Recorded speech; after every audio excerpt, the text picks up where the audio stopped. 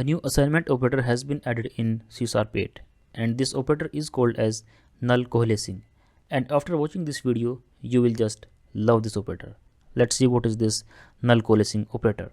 So basically this is an assignment operator and it is represented by double question mark and the equal symbol.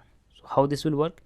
This is how we use it. We basically write one field at the left side and then we use this operator and we write some expression at the right side. This right side value will get assigned to the left one only if the left hand value is null.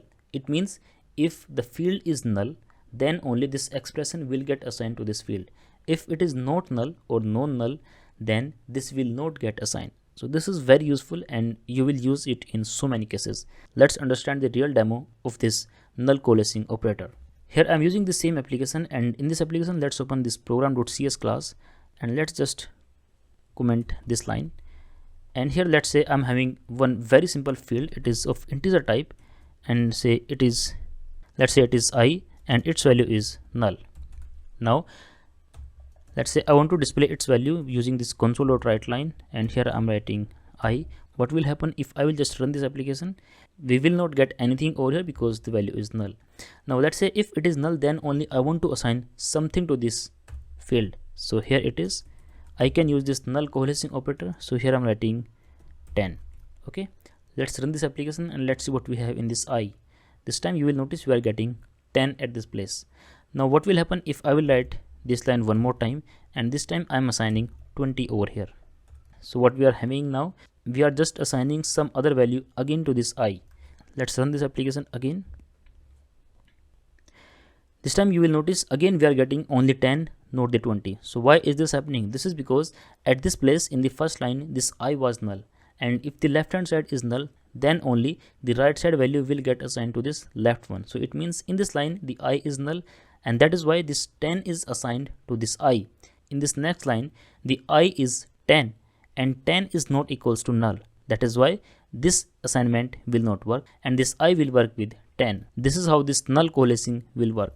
Now let's assume that I'm having one list over here. So let's say I'm having this list of integers and it is also null. Now if it is null, then I want to create the instance, and we can do that easily by using this null coalescing operator. Here it is. So I can just write my expression. So it is list of integers like this. Cool. If I want to add something to this list, then what I can do is,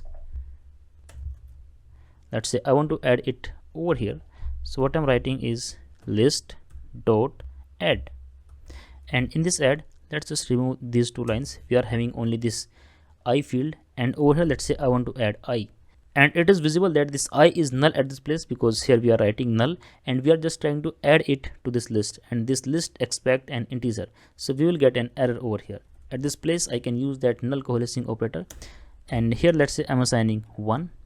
You will notice we are not getting any kind of compile time error, and to display the value of this list, let's use a for each loop. So here I'm writing one for each loop, and in this for each loop let's use where item in this list, and over here I'm just using this console.writeLine, and let's use this item. Let's run this application and let's see what we have on the output. We are having this one because we are assigning it to this I, and this I is null at this place. So let's add one more line over here, and let's say this time I'm adding 2. Run this application again. This time you will notice we are getting 1 1, not the 1 and 2. Why? Because this I is null in the first line and this 1 is assigned to this I. In the second line this I is not null, so it is already having one value, that is 1, and because of that 1 is added again in this list of integers. This is how you can use this null coalescing operator in your C# application, and I believe this is very useful because there are so many situations where you need to check about the null value of a particular field, and for that you basically write the if condition, and if that is null then we can assign the value. But by using this null coalescing operator our work will be very easy.